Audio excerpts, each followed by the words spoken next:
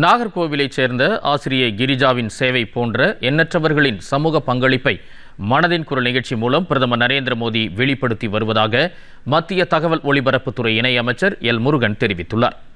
சென்னை கோயம்பேட்டில் உள்ள தமது இல்லத்தின் அருகே பிரதமரின் மனதின் குரல் நிகழ்ச்சியை அமைச்சர் எல் முருகன் தமிழக பாஜக நிர்வாகிகள் மற்றும் பொதுமக்களுடன் அமர்ந்து கேட்டார்.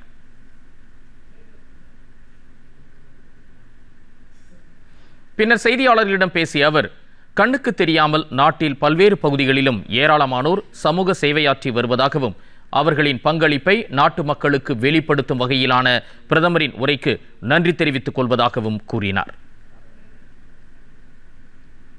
நாகர்கோவில் அந்த ஜெயகோபால் கருவடியா பள்ளியை சேர்ந்த திரு கிரிஜாம்மா அவங்க குழந்தைங்க எல்லாம் கிட்டத்தட்ட 40 லட்சம் ரூபாய், அது எப்படின்னா ஒரு குழந்தை ஒரு நாளைக்கு ₹1, வருஷம் முழுவதும் சேர்த்து 40 லட்சம் ரூபாய் ராணுவ வீரர்களுடைய சேம நலனுக்காக, அவர்களுடைய நலனுக்காக கொடுக்கப்பட்ட அந்த நிதியை கொடுப்பதற்காக இந்த குழந்தைகள் கொடுத்திருக்கிறார்கள். இப்படி ஒவ்வொருவரும் செய்கின்ற செயல்களை உலகம் அறிய இந்த மனதின் குரல் நிகழ்ச்சியானது ஒவ்வொரு மாதத்தினுடைய கடைசி நாளில் ஞாயிற்றுக்கிழமை அன்றைக்கு ஒளிபரப்புகிறது.